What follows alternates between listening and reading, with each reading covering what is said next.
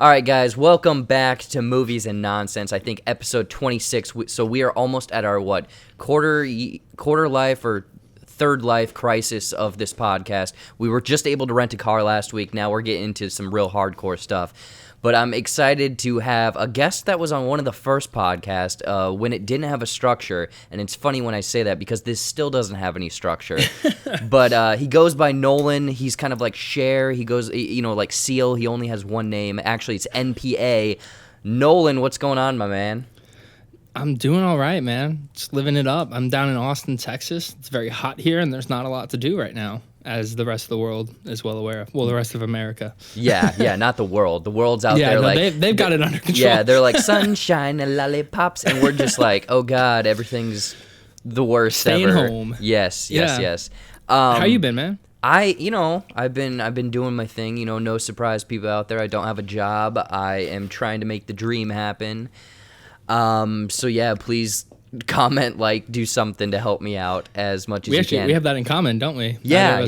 I guess I didn't know if that was a touchy subject or whatever, but we could talk about that if you want. Oh yeah, I straight up quit my job. I was at a Fortune 500 company. I was like, nope, done. And now, can I ask why?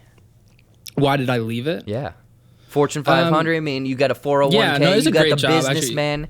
Well, why? Why are you leaving this company? I loved the job itself. I loved the people that I worked with. I liked the company itself. It's actually a good place. It treats people really well. Mm-hmm. The reason I left is because my heart just isn't in it. Yeah. A lot of people have told me they're kind of jealous because I know what I want to do with my life, which is make music, and I get that sentiment. But on the flip side, it's really hard knowing what I want to do with my life and then not be doing it. I don't want to work a desk job and work in customer service and stuff. I'm not interested in that. And that's what I was doing. So, I walked away from it. And the timing probably could have been better. No, you're telling me that leaving your job during a global pandemic was not the smart decision? I had decided the timeline a long time ago. Yeah. And then the pandemic came about. It's like, well, I mean, there's no sense in changing it now. But my hope was I was going to move. I was in Memphis, Tennessee, which is a great music city. And then I moved down here to Austin, an even better music city. And my intention was to go out and see local shows and get to know the artists in this community.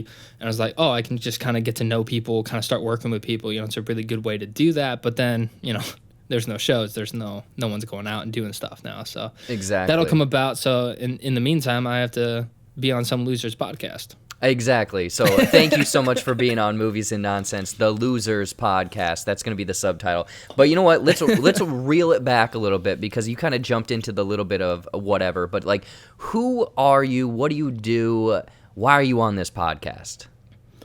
So I'm NPA. That's my artist moniker. It's just my initials, nothing fancy, but it's kind of like a cool. It's a way for me to separate the identity because Nolan, I feel like I'm some kind of goofy dude. Well, yeah, that's why I changed my name from Jared Buckendall to just JBuck Studios. Right, yeah. Because people you want a little bit of separation there. Yeah.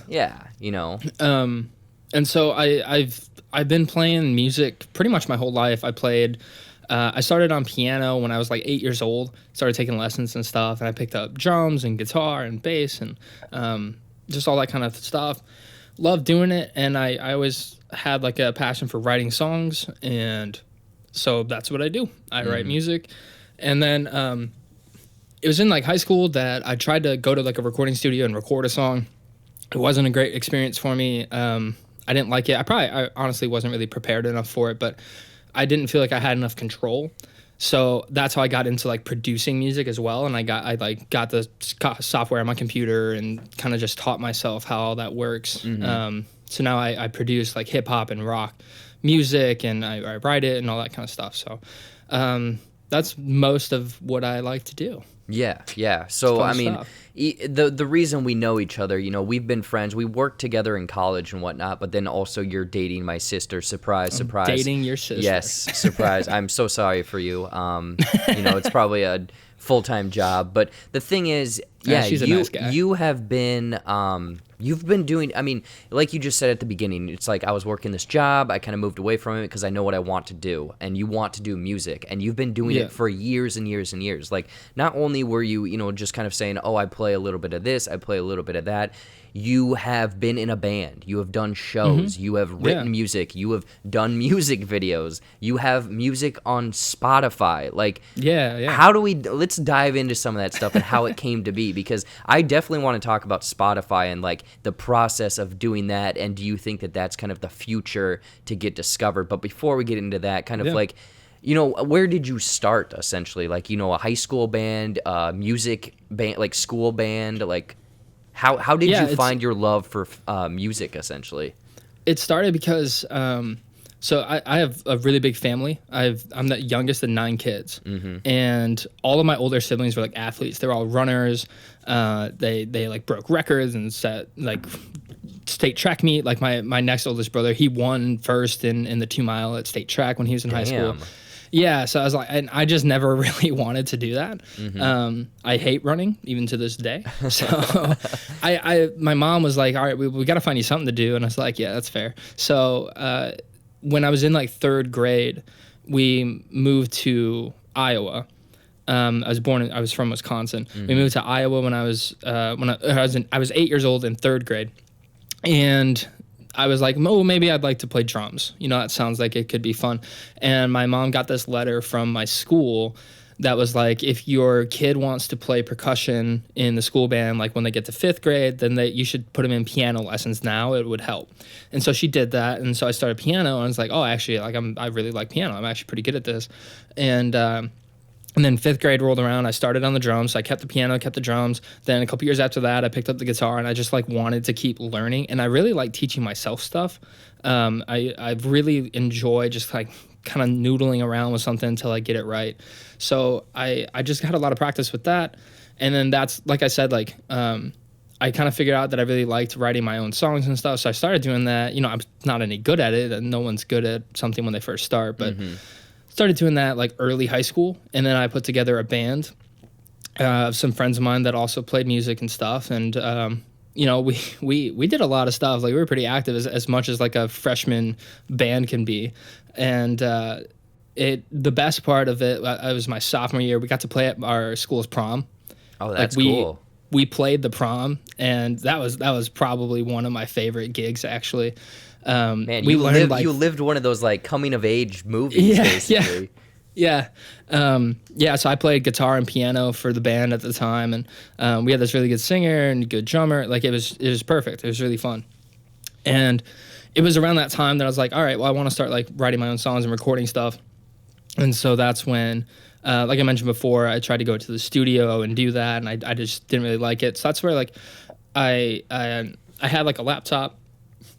I had a laptop, and I downloaded some free software and started just rolling with it. Like I said, I like to teach myself stuff. I like to learn things on my own. So I just started rolling with it and doing my best as I could to make music. And I've probably spent thousands of hours on like YouTube and stuff, just learning new tricks and learning this and learning that. And, there's a lot of musicians that they'll release like the instrumental to their song, or the acapella, like just the vocal track. So I listen to those and I try to study them to see what kind of things they're doing that you might not hear when the full song's put together. And I've learned a lot of cool little tricks like that and everything. So it's just been a really long time of like trying to put all that stuff together and building this into like myself, into NPA.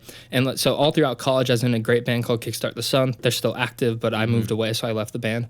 And so was that, sorry to interrupt, but was that the band that you created? No, Kickstart the Sun I did not create. Okay. The band I created in high school is called Project Theory. Hilarious name. And that one just kind of dissolved when we got to college. People move away, things change. It was in college I joined Kickstart the Sun, and like that was a wild ride. Like, that was a lot of fun. We played great, awesome shows. Like, we were all over Iowa. We did a lot of gigs, did a lot of this, did a lot of that. And I really got a chance to flex like my skill set, because at the time I didn't think of myself as like a lead performer. I wasn't a lead guitarist or anything like that. So I played bass guitar, and then eventually I played keys for the band as well. But the cool thing was that like I had been building this home recording studio, and so I actually recorded in my basement at the time our first album. And like that's where I really like broke into like, okay, I need to do this. Like I need to write songs, or I need to record songs and finish them. I need to like work with clients and stuff kind of. And the guys in the band allowed me a lot of flexibility to just kind of play around and stuff and work on it and figure it out. So I learned a lot, and I'm still really proud of it. It's called Space Heroes. It's also on Spotify. And Kickstart the Sun, I've been producing their second album that they're currently releasing singles and stuff for, which is going to come out shortly as well. It's like alt rock kind of stuff, and it's really good. So like they gave me that kind of opportunity. Like we created opportunity there, and then that paired with constantly playing shows and stuff. I just got like a lot of good experience being a musician and just going to college and stuff at the time. So like I like the lifestyle, and I know that's what I want to do, because like we kind of were doing it, you know. Yeah. It's just Iowa isn't really a great scene for rock stars. Rock stars, movies, anything sort of entertainment Iowa like that. Just kind of sucks. Unless you have a corn podcast, I think that this is the place. This or Nebraska. That'd be but it. It does sound like, you know, you obviously have years and years of experience. The band probably helped being like on stage, because that's a whole different beast, I'm sure. It's just getting up there. Yeah. But you even are diving, you know everything from what it sounds like, how to produce it, how to, maybe marketing might be, would you say that might be the least experience you have in just kind of marketing your stuff right now? Otherwise, like, you know how to play pretty much everything, even the jazz triangle. I've played some jazz triangle before. I was in jazz band in high school. Yeah, see, so you know how to create it from the beginning to the end. But like, what are things that you've had to teach yourself recently, because you want this to be a thing, you want this to be a career essentially? So what are things? I want to. Go ahead. Sorry, I want it to be like I can make money off of doing music. Like I don't want to be super famous or anything like that. I mean, it's probably not in the cards anyway. But I just want to be able to like pay my rent and stuff making music. Like that's what I want. Oh, and it's a good question, like asking what that looks like. You're definitely right. Like marketing is super difficult, and it's really frustrating because I have a business degree from Iowa State. Like I took marketing classes and stuff, same as you. Yeah. And now we're doing things. It doesn't help at all. Far from that. Yeah. Yeah. It doesn't. It like the marketing that you learn on a business level. It's like, yeah, you can do that if you have like hundreds of thousands of dollars to throw at it. Sure. Like I could, if I had $10,000 to promote a song with, I could probably get on some really cool playlists and probably see some really great results. But the truth is, I just don't have that kind of money to throw around. And so you kind of have to build it yourself, like organically. It's a lot like what you're doing with your channel. I mean, a lot of the struggles of promotion, really anything anyone's doing right now, because you're heavily involved with the SoCo show as well, right? The Seth and Cody's podcast. I feel like they have a lot of the same trouble too. It's just like you'll post on your social media, hey, all my friends that follow me on social media, I'm doing this pretty cool thing. Maybe you'd like to do it, like look at it or watch it or listen to it. And they don't. Like yeah, they not to cut it's not in. That they. I read a statistic that they said on Twitter specifically, around 2 to 3% of your followers actually see that tweet. Yeah. And then out of that, God knows how many actually click on it. Right. Maybe one. And I've seen, this is dated now, but I've read some stuff that's like people got to see something 3 times before they click on it. Yep. Or if it's a video, they got to see it like 4 or 5 times before they actually watch the video. And like, and I get that. It's not that these people that follow me, it's not that they don't care about me. I get that. It's that they're busy. They have lives. They have stuff going on that they need to attend to, where I'm just showing up on their phone trying to be like, look at me, pay attention to me. Yeah. And like, it's tough doing that because as much as I do like the spot, like I love performing and stuff, performing it through someone's phone is not really like I'm not comfortable with it yet. I'm not great at it. Yeah. So I've been reading a lot and watching video tutorials and stuff on YouTube, trying to figure out like what are some more effective ways to use social media. How can I get people to be interested in content? And a lot of that comes with like making videos, and I mean it's a lot of the stuff that you already do for your YouTube channel. Similar ideas translate to the Instagram stuff, and that's where I'm trying to like grow a following at the moment is Instagram, because I can take pretty decent pictures, I think. So yeah, it's just tough because what I want to do is make music. I want to play music. I want to sell music. I want to play shows and stuff. And then in order to get to that point, I have to do all this other stuff that I'm not good at and I don't like. Yes. Yeah, you get it. I know you get it. It's what I would like to call bitch work, because it is a lot of just nonsense to get what you want. And the thing is, there's a reason for kind of the entertainment world to be the way it is. It's not easy. It's not overnight. College, you go, you get a piece of paper, then you go get a job. You show up to the class, you take the test, and you're done. Yes. If in 4 years, if I'm like doing this for 4 years and then they're like, okay, now you're good, then it's like, okay, cool. But that's not how it works. You have to, like, I hate to say this. Actually, I don't hate to say this. I've put more work into my YouTube channel than I did to get 2 pieces of paper that say I'm smart. Yeah. I've seen all the work you put into the YouTube channel. I mean, you're almost at 4,000 subscribers, right? Yes. And yeah, I mean, you've done fantastic work, but I mean, it's been a hard time getting all that. You know, and the thing is, I mean, it's a grind. Even going back to what you've been doing, I've been doing YouTube for 3 years. You've been doing music for over half your life. Yeah. And it's insane that you're still essentially saying it's a struggle, but it's leveling up almost, because now you're to the part where it's like, this is real, this is what I want. Sure, the pandemic hit and you had these plans, but I guess with that pandemic hitting, your life being kind of turned upside down, how have you kind of adapted to this? You've obviously had more time to work on stuff. So what have you kind of done in this last 2 months? Because it's been a month or two that you've been free soloing, essentially? Just over a month now. Okay. I left my job in mid-June. Yep. So to quickly address the thing you said before, like I have done music over half my life, but I've only been NPA for like 3 or 4 months now. Yeah. And right before this, you dove into a little bit of YouTube to test the waters. Friday after class stuff. Yep. You and your buddy, they did. Jack. Go ahead. Yeah, you say it. You know more than I do. Yeah. Oh yeah. Me and my friend Jack did a YouTube channel called Jack on the Weekends. And we were doing some really fun content. Like we were doing like comedy rap music and stuff like that. Like it was honestly really fun. It's just at the time we were doing it, I was still working, and I just didn't have the time to commit to doing YouTube and work full time. And Jack wanted to like learn more about editing and like do some of like what we might call bitch work. He wanted to be able to do some of that, but it was just a struggle. Like he was starting from ground zero. He hadn't been working on that stuff. So like I still ended up having to do it. It was a time suck, and then I was like, we can't keep doing this. But so part of my issue has been like every couple years it feels like I restart like from ground zero almost. Like even though I have the musical ability now, I've only been NPA for 3 or 4 months. I have 2 songs out. Like it's not a huge thing to start on. So I keep getting down on myself because I'm like, I've done music half my life. How am I not further along yet?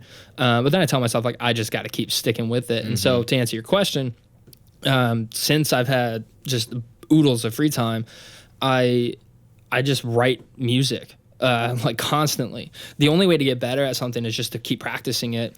And I used to get in this mindset that's like, every song I write, like this is the best song I've ever written. This is it. Like this as good as it gets. And then more recently, I've realized that's probably not true.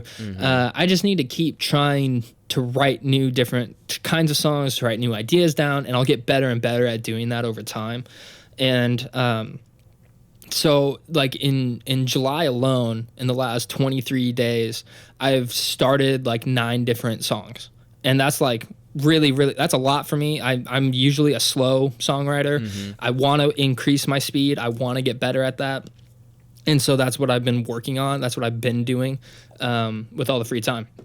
Yeah. Excuse me again.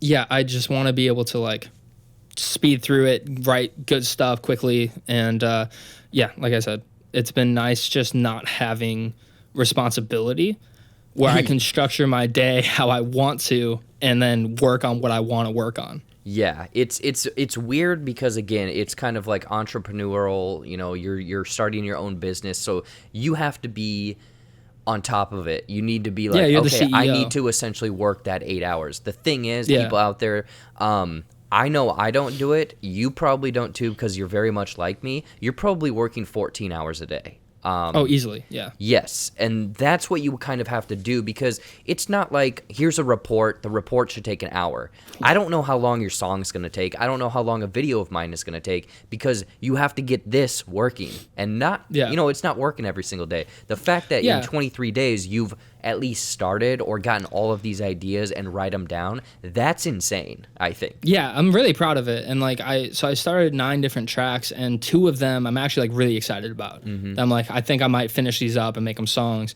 And my goal is working up to an album. And I have a lot of ideas for this album, but like the 2 songs I wrote just this month, I'm like, I kind of want them on the album now. Like they're really good. So yeah, I'm working all the time, and usually what'll happen with me is I'll work like 14 hours a day for like a week straight. I'll take 3 days off and then just dive right back in and go super hard again. Yeah, so I mean, it's definitely like when you're at this position, every second counts. It really does. And especially not having a job, like I have fortunate to have some money saved up, but the clock is ticking. There's going to be a point at which I need to get a job again to get income. So I have a certain amount of time right now where I have all this freedom, but I need to make the most of it. So that's what I'm working on. Yeah, no, it's definitely that weird thing of like, okay, I have an X amount of time. How much time can I devote to it without killing myself? When do I take breaks and whatnot? So yeah, the struggle is kind of real, but it sounds interesting that, you have put together 2 things that you think that could potentially be on this not mega album, but like complete piece that expresses yourself for your first solo album, essentially. Yeah, it's the first thing I would have made like pretty much by myself, and for myself, and to share with people. So I'm really excited about it. I won't give away too much here, but like I already know what I'm going to call the album. I already have about half of it finished. The other half, like I said, I had like 12 songs slated to be on it, and I like knew, okay, I want these ones. 6 of them are already done. 6 of them are close to done. But then, like I said, I wrote 2 this month, and I'm like, ooh, I might need to make some. Could slide those ones in instead, yeah. But like I've gotten better at the speed thing. Like I'm definitely getting faster at doing it. So, maybe I can finish these songs up by the end of next month, and then they'll be ready to be on the album again. So it's practice. It's a lot of practice. And I mean, even stuff I've watched a lot of your channel. You practice doing motion graphics and talking to the camera and all that kind of stuff. It's always practice. So the more that you do it, the better you get. And then also as you do it, you get content, which is sweet. So, a little bit of a win-win, but then you just got to get people to watch it. Yeah. That's the thing is like it's putting reps up, and the thing is, some people might be like, "Oh, you're just doing too much." And it's like, "Well, I'm learning." Like test run. You're not going to be great at something from the get go. I'm just curious then, because okay, you're doing an album, you're doing it all yourself. What avenue do you move this onto? Where do you drop this? Because I know that you have already launched 2 songs on Spotify. Yeah, 2 singles. So kind of walk people through the process of getting into Spotify, and is that the place that you're going to drop this? Yeah, it is. Okay. And it's actually, I don't want to like shatter the glass, because it seems really cool that I have songs on Spotify, but it's actually super easy to get on. Don't discount yourself. I think it's cool. I mean, it is cool. It's super cool to like go on an app that everyone has on their phones, and I see my picture and I see my name and I see my songs. I'm like, that's pretty sweet. But the process for doing, like, you don't have to like, talk to some advisory board or anything. Like they have these companies that are called distributors, and you basically will pay them a fee. You'll send them the song, like you just upload it, and then they will handle all the like background text stuff. There's like metadata that they have to label and all this kind of stuff. They have to register it with songwriting organizations that are called PROs. So like I'm a registered songwriter with a company called BMI, and that's falling under a PRO. I can't remember what that stands for right now. So then the distribution company is going to reach out to BMI and be like, okay, we got this track. And then they're going to reach out to Spotify and be like, all right, we're going to put this track in. We did all the background work. All you need to do is hit upload. And Spotify's like, cool, I'll upload it. So realistically can put anything on Spotify that you want if you're willing to just pay the fee to do so. And so like that's super cool, right? Because it makes it accessible for small artists like myself to get on there. But it's also like, oh, well, now anyone can do this. You know, I kind of sometimes I curse myself for being like just a couple years late into this game because it's like, like I've been producing music for I've been producing pretty high quality music for over 5 years now, and I've had a home studio as long or longer, and it's like I should have gotten into this right away, but I waited a little too long, and now everyone else can also do this. So now I have to do even more to set myself apart.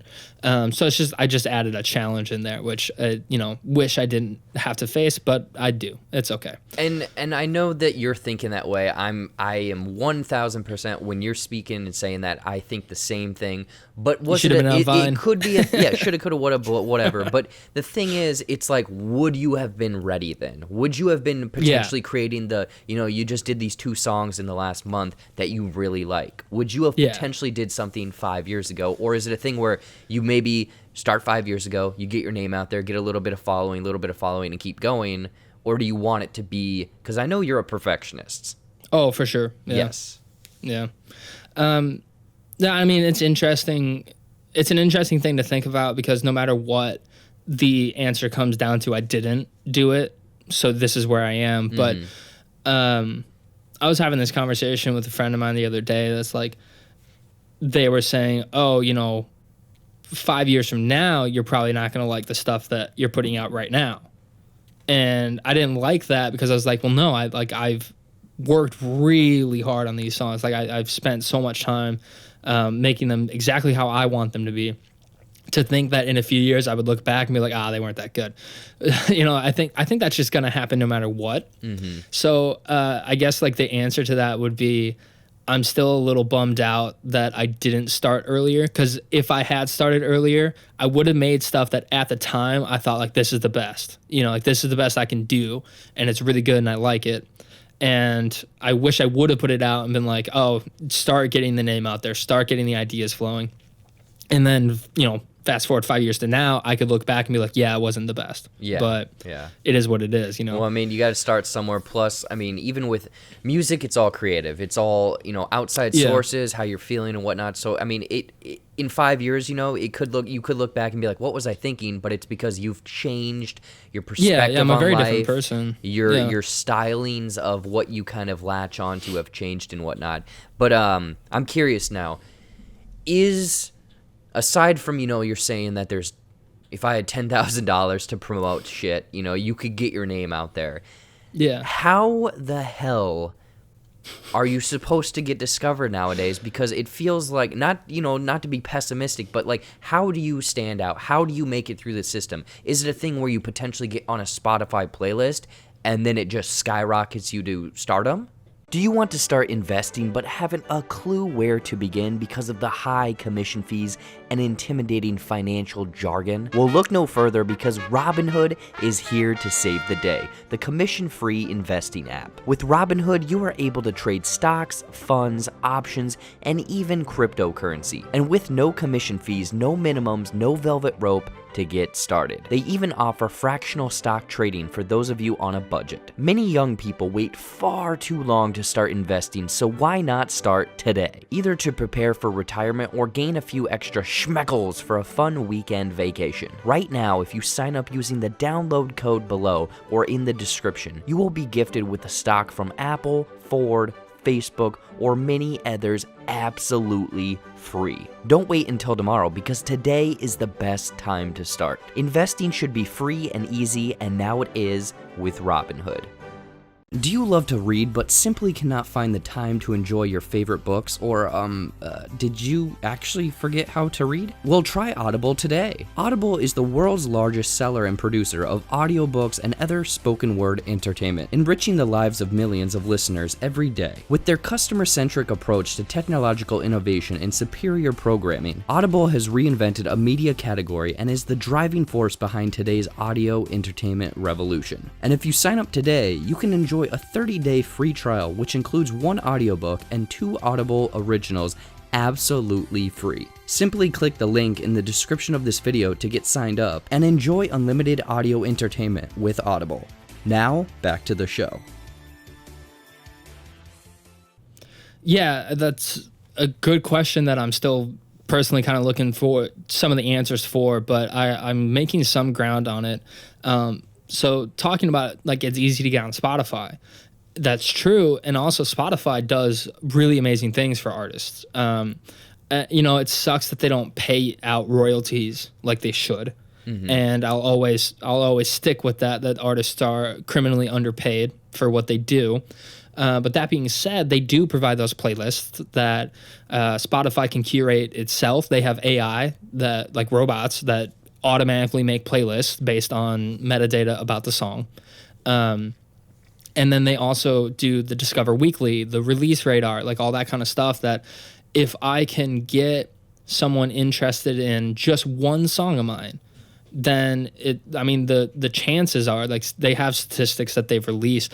Like if there's one song, if someone goes through the Discover Weekly and they like a song, there's like a 25% chance that they'll actually click on that artist and go to their profile and listen to other songs. That's like a really high conversion rate. Mm-hmm. So they do a lot of good for you in getting discovered. It's just kind of like getting your foot in the door is what's hard. And the best way to do that is, right now at least, is to get a following on social media that will be responsive to you. So on my Instagram, I think I have like 800 followers, mm-hmm. but that you can look at some insights on there. Only like 200 or so people actually see the stuff I post. And then of that, like maybe 20 people will actually engage with it. So when I'm thinking about, like, I want to grow my following on Instagram so I can reach more people who would like my music, I'm looking at those 20 people who are engaging with me. I need to find people who want to engage with the content, because I don't need 1 million followers to just be like, oh, I have 1 million followers. No, I'd rather have like 1,000 people who consistently engage with what I put out and really like it. Because the fact of the matter is that music is free now. You can't sell music anymore. That's why Spotify works. It's mm-hmm. free. It's the same. The YouTube is free. Yep. You're not making that much money on videos and ads. I mean, it's a joke, right? The people that comment, they definitely think I make $1 billion, and I'm like, you have no idea. Yeah, this video maybe like 0.3 cents. Yeah, I could go outside and pick up cans for an hour and make more money. Yeah. Yeah, it's not a money game that we're in. No. But the thing is, like, what I've learned, I think you've approached this idea as well. You draw them in with the free content. Like, we're giving them freebies. Spotify, Apple Music. I mean, yeah, the customer pays a subscription to that. Sure, I pay $10 a month for Spotify, and I have all the songs in the world. Like, mm-hmm. Music's basically free. And if you don't have Spotify, you can get it on YouTube and like all these other avenues that are completely free. So I have to stop trying to sell music. That's why I'm going to put it on Spotify. It's not for sale. And I'm putting it where it's convenient for you to access it, because that's how you access everything else. It's a convenience thing. So if I am everywhere, if my music is where you are already, then it's higher chance you're going to be like, all right, yeah, I'll check it out. Mm-hmm. Like, it's already on Spotify. I'm on Spotify. That's fine. But the idea of actually selling music, it's gone. You can't do it. It's over. Yeah, I can sell some CDs and stuff, but it's more like nostalgia stake at this point. It's kind of like, something you put up. It's something you have on your desk. It's, that's why vinyls are becoming so much more popular. Like, people are buying vinyls more than they did in like 1990s, because they're decorative now and they're like almost art pieces. And that's why like you got to have like good album art and stuff so you can like sell a vinyl to someone, because you can sell it for like $45 per. And so that's where it's at right now, is like merchandising and products that you sell. You draw someone in with the freebies, so to speak, and then you sell them a t-shirt. And then you actually make decent money off the t-shirt. That's the idea. That's how artists are making it right now. That's how big YouTubers are making it right now. Like, for example, Peter McKinnon, who is he's a photo tutorial guy on YouTube. He like started day one, no followers, and within a year had millions of subscribers. And it's because he takes incredible photos. Like, he's had 20 plus years of experience doing that. So he puts out really good photos, really good video content. Yeah, he's very charismatic on the screen. Oh, yeah, he's great on camera, too.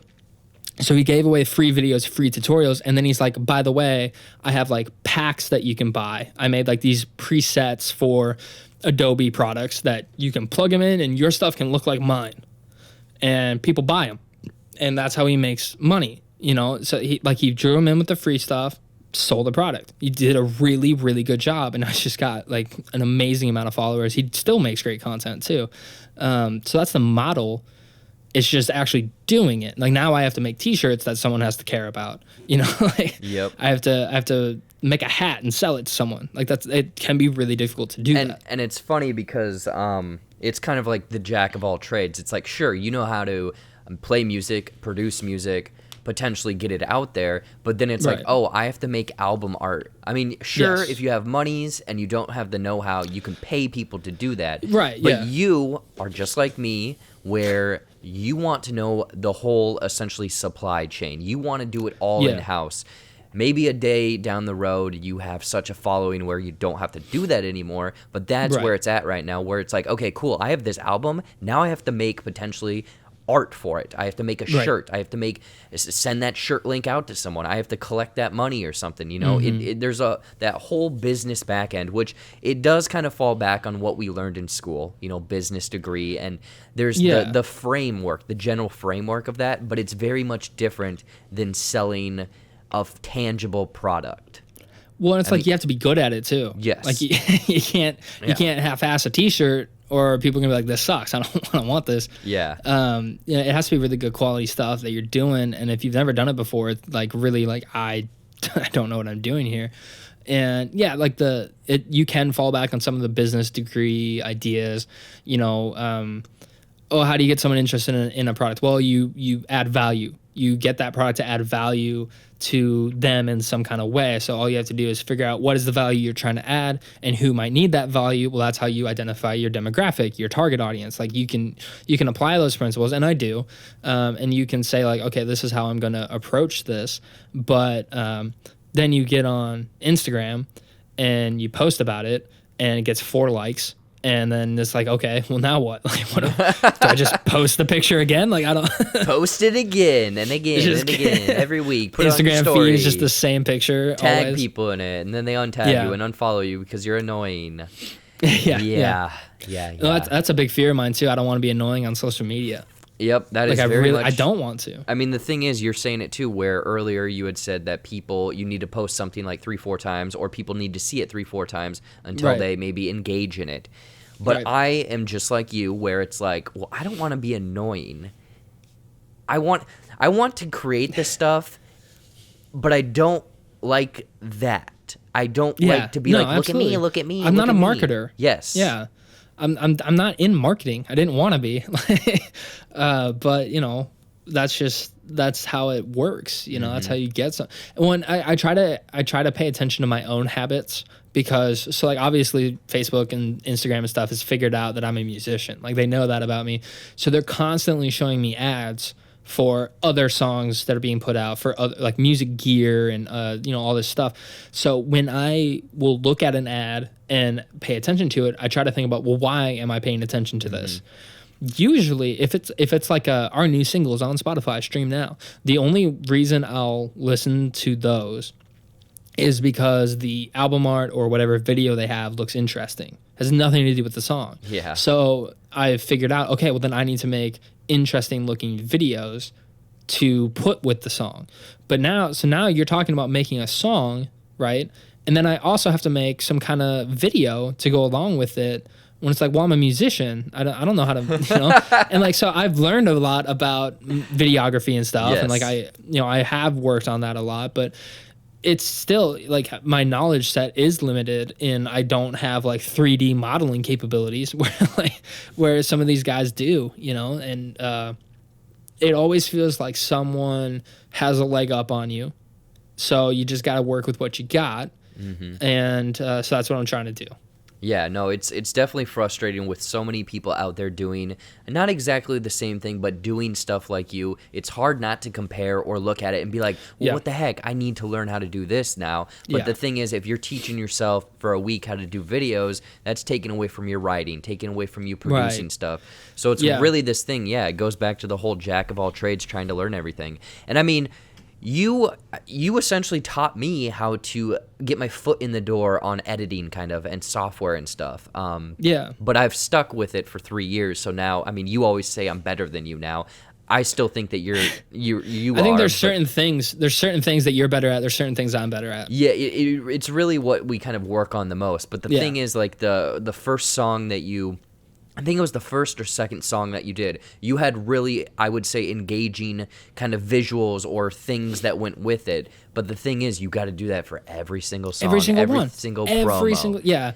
So the song you're talking about is called "Pass the Time." Yes. And the reason it was easy for me to like think of ideas, like I like to do motion graphic stuff, and it was easy because the beat of that song is just a really steady duh duh duh. So I'm like, okay, well, I can make little things on the screen that respond to that really steady beat. So all I have to do is like make a loop of something and then extend that loop out in the video editor to whatever length I needed the song. So like it didn't, because sometimes stuff like that, like doing a motion graphic video can take hours and hours of work for one 30-second thing. Yeah. So being able to loop it like that really saves a lot of time. And at that point in time, I still was working full time. So I was like, I don't have the time for that. Now, the second song I released called "Sleep Till Noon," which I like that song better. It's just, to me, it's just a little more fun of a song. And I don't know what visual to put with it. Also, when I released the song, it was amidst George Floyd's killing and all that. So I was like, I'm not gonna like talk about this right now. It's not the right climate. We needed, like, I think everyone devoted time to deal with that tragedy and everything that it spurred as well. But now I'm like, I haven't actually, since that happened, I haven't posted about my music or anything on social media. And like one of my goals actually next week is to get back into that and start that up again and start strategizing it more. So the thing is, I have to think of like, okay, well, I need visuals now for a song that I wrote and produced and did all this work on. And now I have to do even more work on it, just to give it more life. Because I can't post an MP3 file on Instagram. Yeah. If people liked it, I would. Yeah. And then also it's tough to get people to click on links because in those pictures you can't post links. You can put the IP address, but you can't copy it. Like it's very tough. Like Instagram, I commend you for trying. I've tried and I don't understand that platform. I am neither good looking or know how the algorithm works, so it's definitely not working in my favor. I'm curious though about right now. You moved down to Austin to kind of do some more kind of live stuff, maybe open mics and whatnot. How has that really taken a toll on you? Again, you've been doing this for a month, full time or, on your own. Is it a thing where potentially for, the next year, there's not going to be concerts, there's not going to be anything like that? Is it a thing where you might do like Friday night, I'm going to do a 30-minute show on Facebook or something like that, like an Instagram Live? I've thought about that. I have certain reservations they're mostly personal. I get nervous singing live and stuff, so it's like if I were to perform a live show, like a proper show, I would put on backing tracks and all this stuff. I have things in my ears that help me with all that. I've basically built a show where I have headphones in and I hear different stuff than what the audience hears through the speakers, and the stuff that I'm hearing helps me to perform better.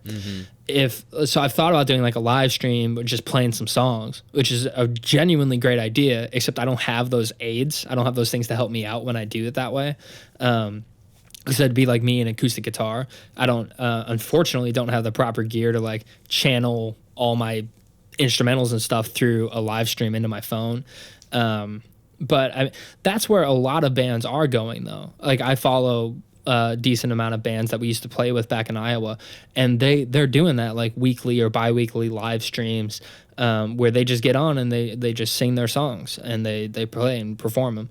And it's definitely something I'm going to have to get good at. Like, I'm going to have to do that if I'm going to actually, like, relate to people and actually show them, hey, I don't just push buttons on a computer, because I think a fair amount of people think that's still kind of what modern music is. Like, I have a lot of guitars and basses, like guitars in my songs, so clearly I'm playing those. But for the other sounds that come up, they can definitely sound like, oh, I'm just pressing buttons and the computer's doing it. But it's not. Like, I'm still playing those too. It's just I'm playing them in a virtual synthesizer. I'm using my piano or whatever to actually get that to work that way. But I can show that and I can do a live stream with that, but I need to like practice on that stripped down performance aspect before I can do it, you know?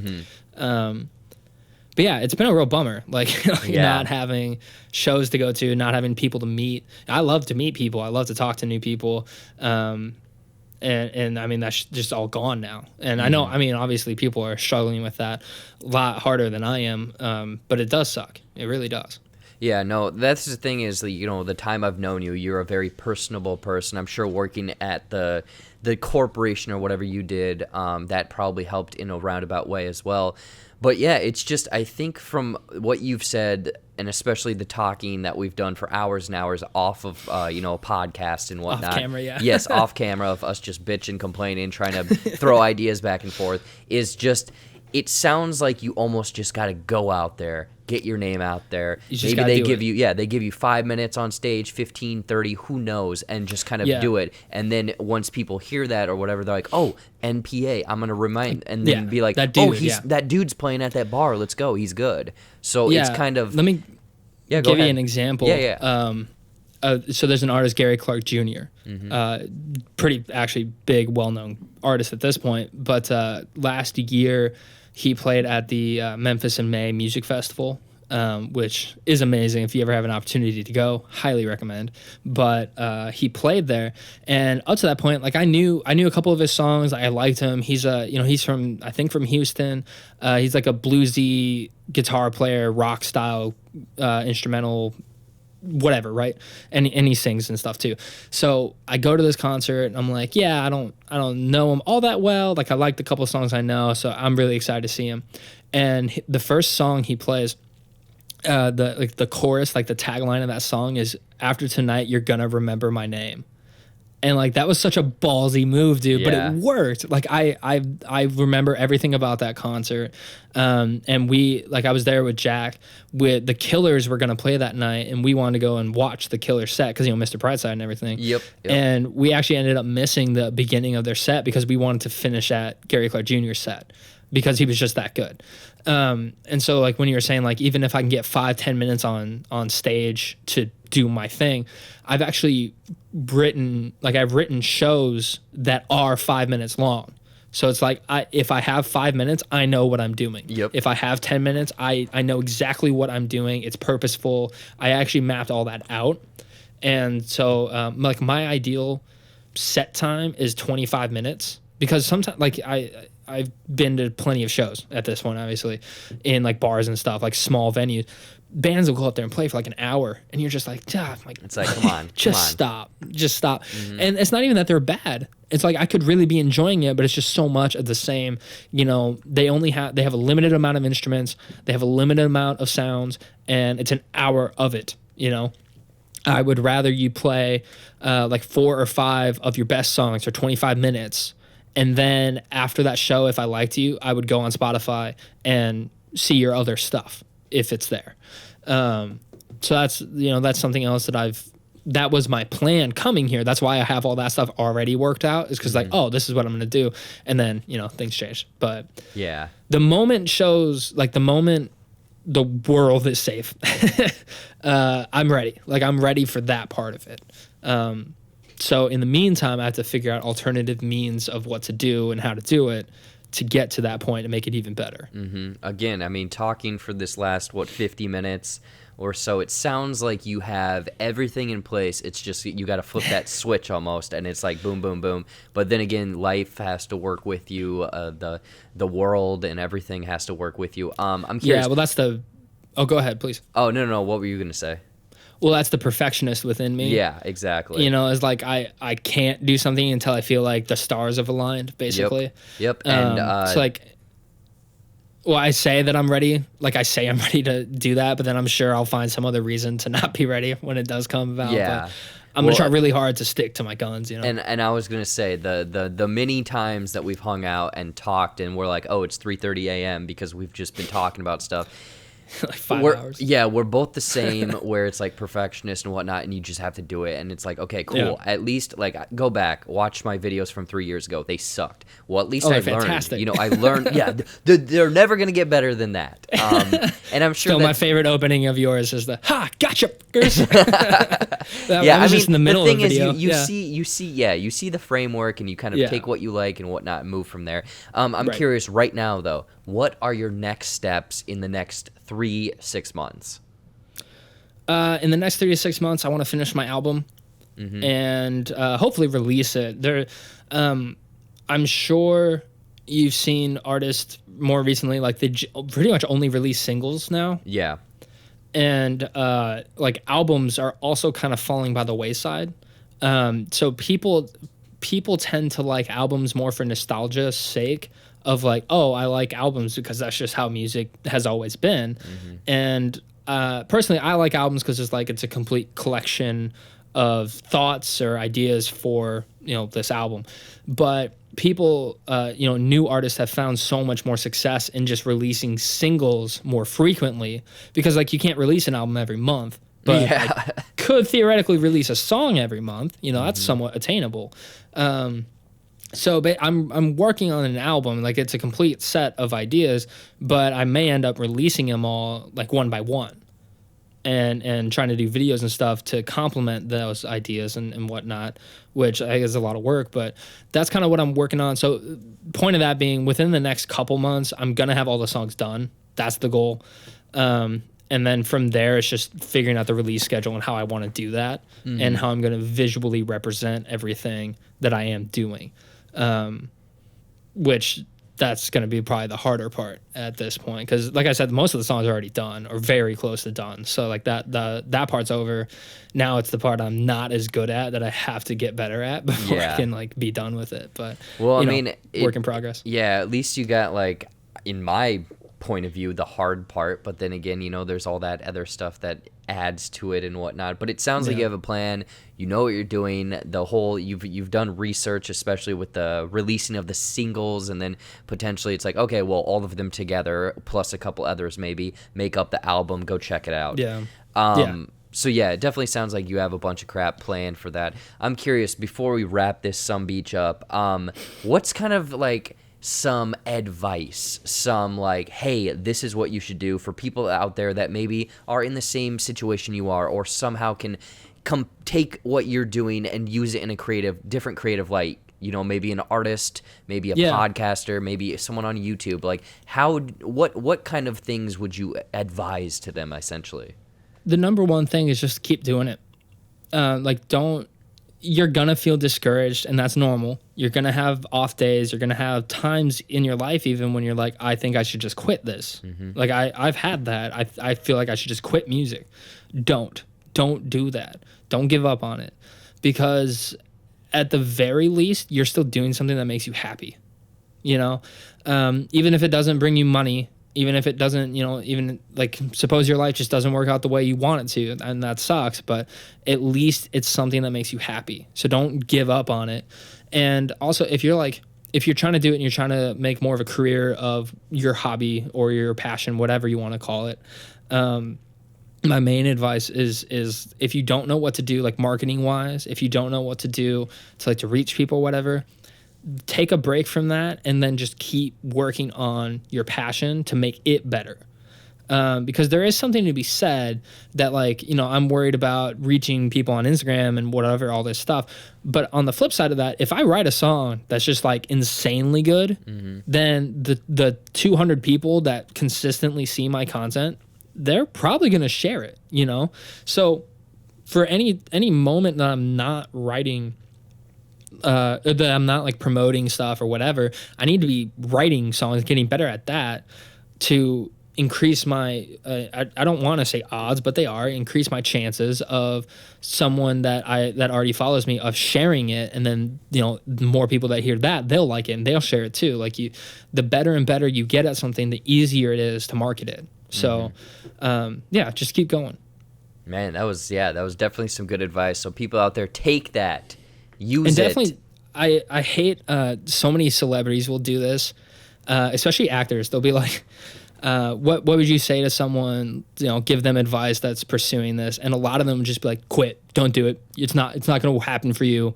It's not going to, like, no, shut up. It is going to happen for you as long as you are willing to work ridiculously hard for it. As long as you are willing to lose countless nights of sleep and go through a lot of trials and a lot of tribulation. If you're willing to do that, then it will work.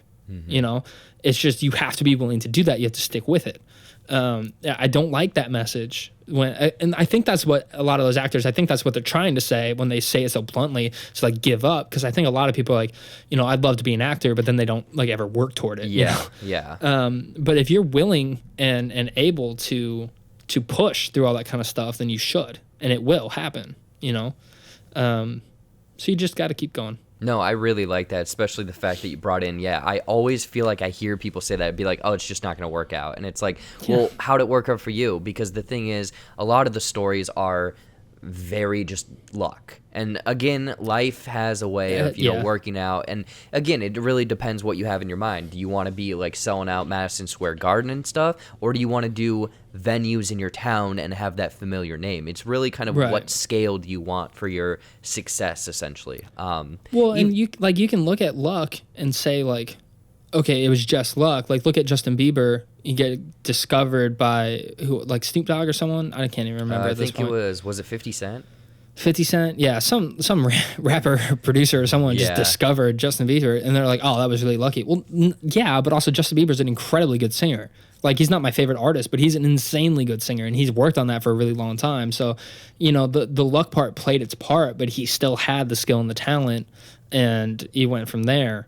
So, you know, luck definitely does play a role, but you can manufacture luck by being really good at what you do. Yeah, yeah. It's one of those things. It's like, in my mind, I'm thinking of like a stat bar or whatever, and it's like in a video game. Yeah, it's like, okay, well, I could be this good, but if I'm that much more good, then I don't need these other things. Where it's like, you've got to get to I don't know. That's my brain thinking. No, I get what you're saying. In terms of video games. It's like, if you're insanely good at something, I feel like the opportunities of luck are going to come about more often, you know, because you're insanely good at it. Like, people are going to talk about that. So yeah, no, absolutely. Anyways, no, Nolan, this was a great conversation, getting into, you know, everything from NPA to your beginnings and advice and stuff. Before we close this out, where can people find you? What can they expect? All of that stuff, plugs, what's coming up, all that, you know, throw it out there. Yeah, so I've got 2 songs on Spotify. Again, my artist name is NPA, just the initials. The songs are Pass the Time and Sleep Till Noon. They're both kind of fun, upbeat stuff. So, you know, I hope that you'd listen to them, kind of bop your foot a little bit, that kind of thing. That's what I like them for. And so that's on Spotify, Apple Music. I think iTunes is defunct, but if it's not, it should be on there too. Yeah, those distributor companies, they get it everywhere. It's on like any music streaming service, it's going to be there, which is cool. Then also my Instagram is at made by NPA. And, you know, I like I said, I haven't in a minute, but I do typically post content on there. You know, I try to get good pictures, you know, videos, doing music stuff, that kind of thing. I'm working on a lot of things for that. So you can follow me there. That'd be really great. I'd like to have the opportunity to meet some new people, engage with people on it, and just talk about music, because that's what I love. And then also, you know, just I do have a Facebook page made by NPA, and then also just friend me on Facebook, Nolan Adair. We can be buds. Yeah, there you go. So all of his links that he just said, they will be down in the description down below. So go over there, listen to some of his songs, just follow him, subscribe, like, do anything and everything to help him out. And plus, the thing is, Thanks, man. his songs are good. Like, I like them. They have a bop. And the thing is, my intros for some of my videos, he's done. So he's good with music and he's good with graphics. So boom, there we go. He makes that the intro to my movie reviews so pop, because a lot of people reach out, and I don't pass it along to you, but they say, oh man, it's such a great intro, like it just gets me hyped for your reviews. So I think they watch your intro, and then they just turn it off. So as long as they're watching 15 seconds, cool. Hey, it's something. Yeah, dude, I loved making that intro. That was fun. Yeah, it was very fun, and I am very fortunate that you did that, grateful and everything like that. But anyways, Nolan, NPA, thank you so much. Maybe when your stuff actually comes out, you release the album, I can bring you back on here to promote that, and we can actually awesome. talk about movies and stuff. Yeah, Hamilton. Yes, Hamilton. There we go. People, go watch the it. movies Disney+. part of the podcast there. All right, guys. Thank you so much for watching, and this has been Movies and Nonsense. We out of here.